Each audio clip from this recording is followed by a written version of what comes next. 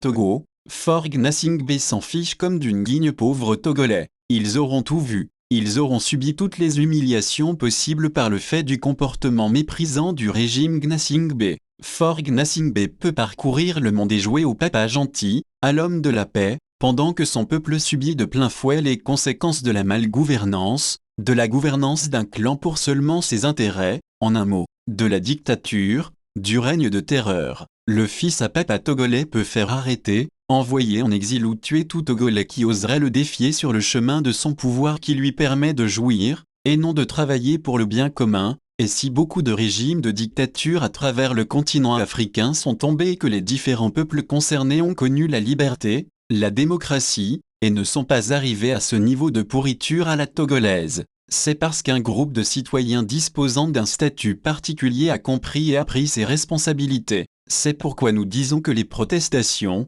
les soulèvements populaires contre le dictateur et sa clique, partout où ils se déroulent, quelle qu'en soit l'ampleur, n'ont de chance d'aboutir que lorsque ceux qui détiennent la force, et aussi le courage et surtout la ferme volonté de sortir pour terminer le travail. Revenant sur la situation socio-politique au Togo plus que dramatique faite, entre autres, de maintien d'au moins 160 prisonniers politiques en détention, dont 37 d'entre eux sont entrés en grève de la faim. En effet, aux 27 prisonniers qui avaient entamé leur action les 8 et 13 novembre 2025 sont venus s'ajouter 10 autres détenus le 16 novembre dernier. Les 37 malheureux, dont Aziz Goma, citoyen irlandais d'origine togolaise, détenu depuis le 21 décembre 2018, paralysé à la suite de tortures diverses, et Grace Bikoni-Biat Koumeyi, sage-femme, militante, arrêtée le 6 juin 2025, victime de viols et de tortures, entendent par cette action désespérée,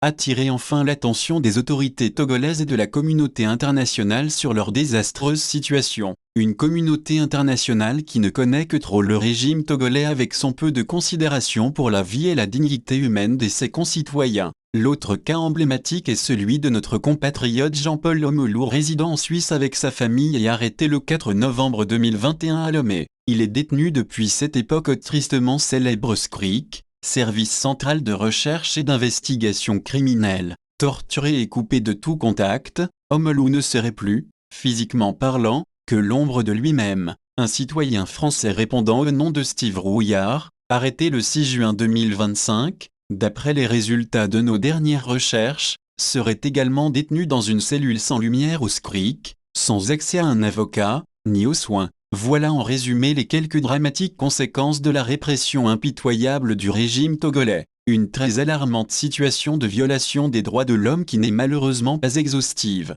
Inutile de passer par d'autres explications pour savoir que le Togo vit la plus dramatique situation politique, sans alternance, depuis plus de 30 ans parmi les pays de la sous-région ouest africaine, pour ne pas aller plus loin, là où des dirigeants soucieux du bonheur et de l'avenir de leur pays, dans une telle situation chaotique que celle du Togo, se seraient battus pour se poser des questions et trouver des approches de solutions. Faure Gnassingbé s'en fiche comme d'une guigne. On aurait l'impression, à voir l'attitude actuelle du président du Conseil togolais, qui consiste à jouer au pigeon voyageur, au globe-trotteur, que notre pays était un paradis démocratique où l'alternance serait une réalité. Pire, Faure Gnassingbé se fait passer pour l'homme de la paix, pour l'amoureux de la vie humaine, alors que chez lui au Togo plusieurs prisonniers politiques sont déjà morts en détention, et qu'il refuse de libérer plus d'une centaine d'autres, incarcérés dans des conditions inhumaines. Rappelons que son propre demi-frère,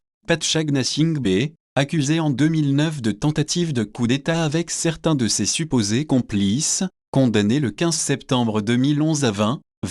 ans d'emprisonnement, se trouve toujours en détention. On nous dit que la visite de Faure Gnassingbé, la semaine dernière, à Moscou pour rencontrer Vladimir Poutine, aurait consisté d'une part, à parler de la situation sécuritaire dans le Sahel, et d'autre part, à discuter des problèmes des engrais avec le président russe, et de la sécurisation de l'approvisionnement de ces fertilisants pour les pays de l'Afrique de l'Ouest. Une très bonne chose, certes, mais sincèrement, entre nous, avec tous les problèmes politiques qui encourent au Togo depuis des décennies, doublé d'une persécution terrible sur les populations et des nombreux cas de violation des droits de l'homme, comme la dramatique situation des prisonniers politiques, Faure Gnassingbé est-il vraiment le mieux qualifié parmi ses pairs de la sous-région ouest africaine pour faire de telles démarches auprès du président russe? De quoi je me mêle? Nous estimons qu'un tel activisme trop voyant de la part du supposé président du Conseil togolais à l'extérieur est contre-productif au vu de la situation socio-politique catastrophique à l'intérieur du pays,